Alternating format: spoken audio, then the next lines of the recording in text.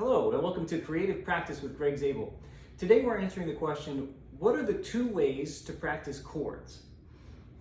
You could come up with more ways to practice chords, but I think especially for beginners or if you're practicing a new and challenging chord progression, there are two important things that players need to do. Let's say we're taking a progression, we're going from C to A minor. All right, maybe we've got one bar of C, one bar of A minor, and ideally in 4/4 time it would sound like.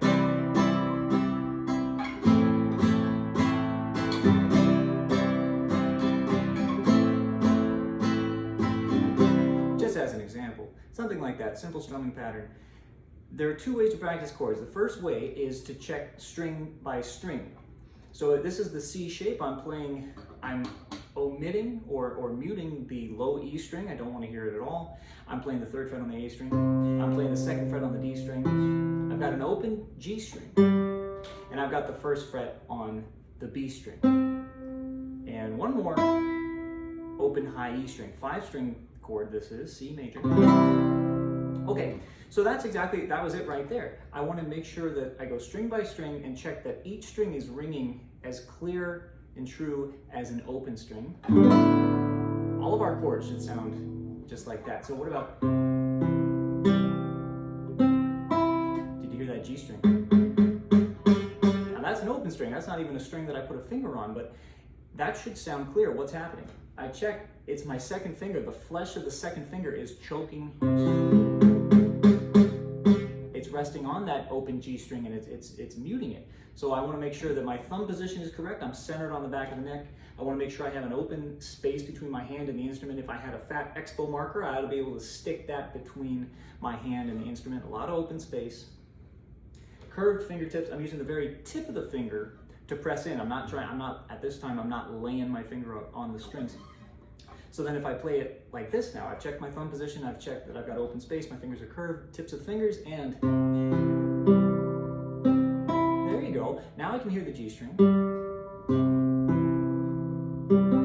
There it is.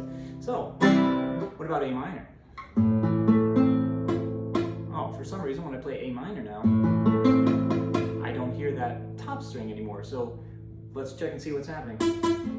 Oh, it's the flesh of the 1st finger is choking the high E string. So what am I going to do? I'm going to check my thumb position, make sure I've got my open space, curved fingers, very tips of the fingers, and just kind of roll that finger off of that string. Now it can breathe, now it can resonate. It sounds like that.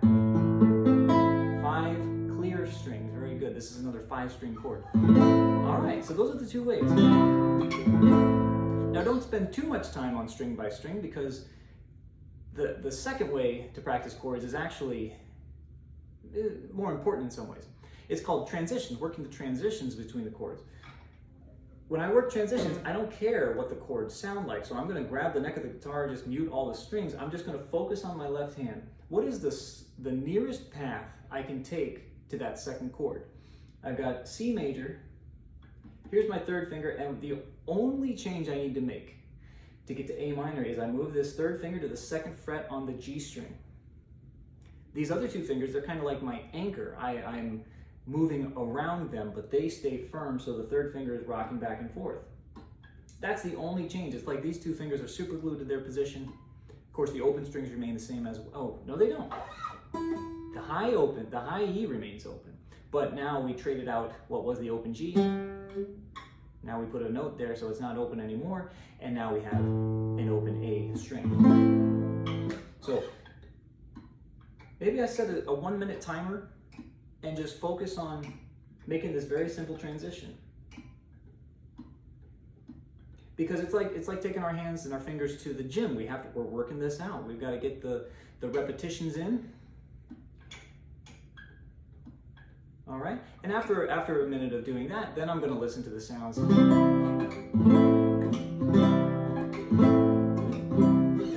you hear it kind of squeak as I move my finger around. That's all right. That's part of the sound of the guitar. In the context when you're playing the chords, that's not going to be an important feature. So.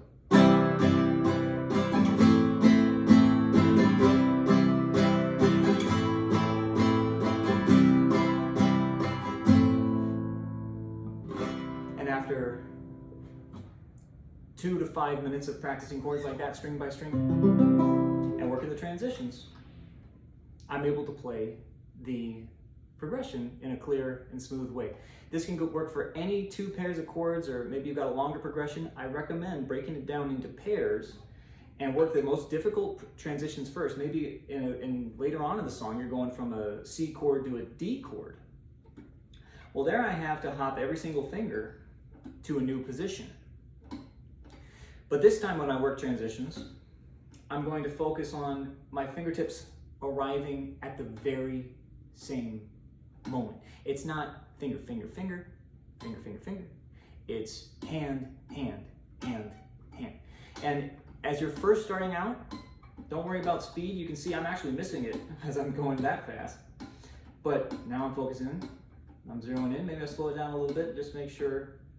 Number 1 goal, fingertips are arriving at the same moment.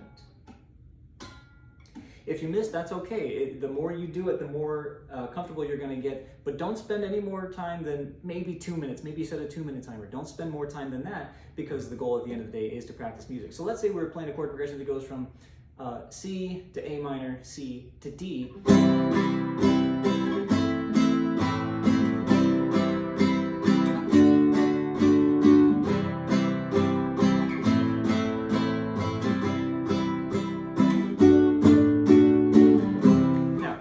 Some mistakes in there. Not all the strings were ringing at all the time, and I wasn't just hitting all the strings I wanted to hear at all the time. But the point is, we were making music. We were going for it. We were making those chord transitions. Don't stop the right hand motor. Just train the left hand. Eventually, it's going to sink in. When I said sync there, I meant S-Y-N-K-N-C. It's going to sync together.